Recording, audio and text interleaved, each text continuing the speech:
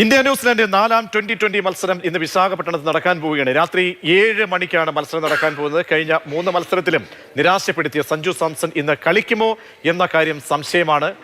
സഞ്ജുവിന്റെ ഭാവി എന്താകുമെന്ന് നമുക്ക് നോക്കാം. കായിക ഡെസ്കിൽ നിന്നും ജ്യോതിഷ് മോഹനൻ എന്നോടൊപ്പം ചേരുകയാണ്.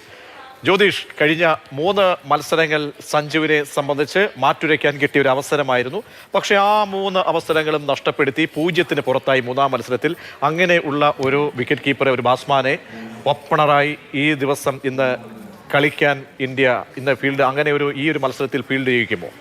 അല്ല, സഞ്ജുവിൻ്റെ കാര്യത്തിൽ ഇന്ത്യൻ ടീം ഓൾറെഡി വ്യക്തമാക്കിയിട്ടുണ്ട്. ഇന്നലെ കഴിഞ്ഞ ദിവസം മോണി മോർക്കൽ, ബോളിംഗ് കോച്ച് മോണി മോർക്കലിൻ്റെ ഒരു വാർത്താ സമ്മേളനത്തിൽ അദ്ദേഹം പറയുന്നുണ്ട്, സഞ്ജുവിന് വിശ്വാസമുണ്ടെന്ന് പറയുന്നുണ്ട്. സഞ്ജുവിന് ഇപ്പം നമുക്ക് മനസ്സിലാക്കാൻ സാധിക്കുന്ന ഒടുവിൽ വരുന്ന റിപ്പോർട്ട് പ്രകാരം സഞ്ജുവിന് വളരെ നെറ്റ്സിൽ വളരെയുള്ള പ്രാക്ടീസ് ഇപ്പം നടന്നുകൊണ്ടിരിക്കുകയാണ്.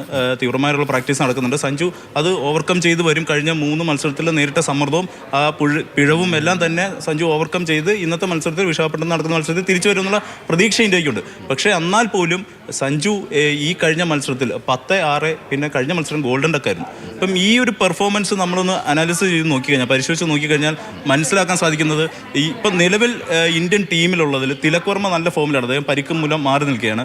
ഇഷാൻ കിഷൻ മികച്ച ഫോമിലാണ്. സയ്യിദ് മുഷ്താഖ് അലി ട്രോഫിയിൽ അദ്ദേഹം മികച്ച ഫോമിൽ കളിച്ചിട്ട് ശേഷമാണ് അദ്ദേഹം ഇന്ത്യൻ ടീമിലേക്ക് ഇടം പിടിക്കുന്നത്. സൂര്യകുമാർ യാദവും ഫോമിലേക്ക് എത്തി. അപ്പോൾ ഈ ഒരു സാഹചര്യത്തിൽ പ്ലേയിങ് ലെവലിലേക്ക് വരുമ്പോൾ, വേൾഡ് കപ്പിലേക്ക് പോകുന്ന സമയത്ത് സഞ്ജുവിന് പ്ലേയിങ് ലെവലിൽ സാധ്യതയുണ്ടോ എന്നുള്ളൊരു സംശയം ഉണ്ടാവും. കാരണം ഇഷാൻ കിഷൻ മികച്ച ഫോമിൽ നിൽക്കുന്നു. തിലക് വർമ്മ വരുമ്പോഴത്തേക്ക് സഞ്ജു മിക്കവാറും പുറത്തിരിക്കേണ്ട ഒരു സാഹചര്യത്തിലേക്ക്, ഇതുപോലെ സിറ്റുവേഷൻ ഇതേപോലെ ഗാലറിയിൽ ഇരിക്കുക, അല്ലെങ്കിൽ അങ്ങനെ കളിക്ക് ഇറങ്ങാതെ 11-ൽ സ്ഥാനം പിടിക്കാതെ അങ്ങനെ ഒരു അവസ്ഥയിലേക്ക് നിലവിലെ ഒരു ബാറ്റിംഗ് പെർഫോമൻസ് നോക്കിക്കഴിഞ്ഞാൽ അങ്ങനെ അത് സംഭവിക്കാനാണ് സാധ്യത. നിലവിലൊരു പെർഫോമൻസ് നോക്കിക്കഴിഞ്ഞാൽ അതിലിപ്പോൾ നമുക്ക് ഗംഭീറിനോ അല്ലെങ്കിൽ ടീം മാനേജ്മെന്റിനോ ഒരു തരത്തിലും കുറ്റപ്പെടുത്താൻ സാധിക്കില്ല. കാരണം ട്രാക്ക് റെക്കോർഡ് അങ്ങനെ, ഈ ട്രാക്ക് റെക്കോർഡ്, സമീപകാലത്തെ ട്രാക്ക് റെക്കോർഡ് അങ്ങനെയാണ്. മറു സൈഡ് പരിശോധിച്ച് കഴിഞ്ഞാൽ ഇഷാൻ കിഷൻ മികച്ച ഫോമിൽ നിൽക്കുന്നു. Ishan Kishan wicket keeper ബാറ്ററാണ്.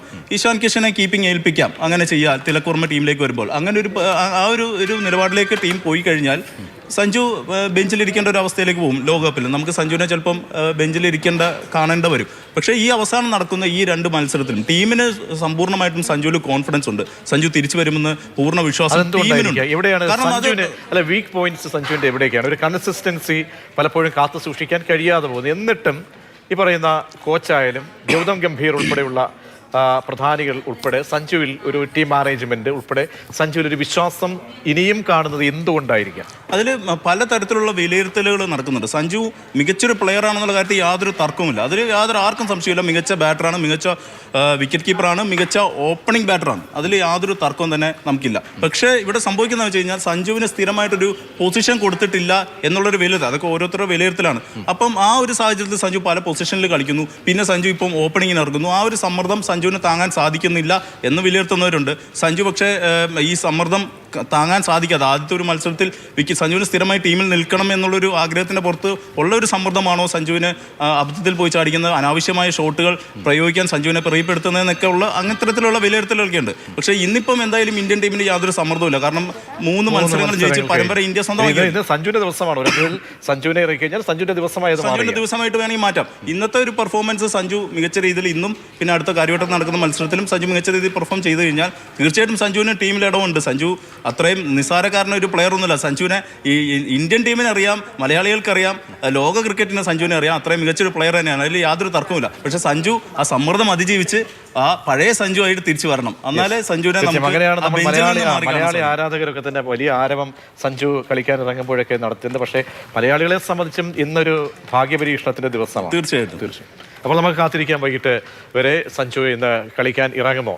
കഴിഞ്ഞ ദിവസങ്ങളിൽ ഒക്കെ തന്നെ ഉണ്ടായിട്ടുള്ള നമ്മൾ കണ്ട ആ നിരാശപ്പെടുത്തിയ നിമിഷങ്ങളെ അതിജീവിച്ചുകൊണ്ട് മുൻനിരയിലേക്ക് കുറച്ച് വലിയ പെർഫോമൻസോടുകൂടി സ്ഥിരതയോടുകൂടി സഞ്ജുവിന് മുന്നോട്ട് പോകാൻ കഴിയുമോ എന്ന് നമുക്ക് കാത്തിരുന്ന് കാണാം.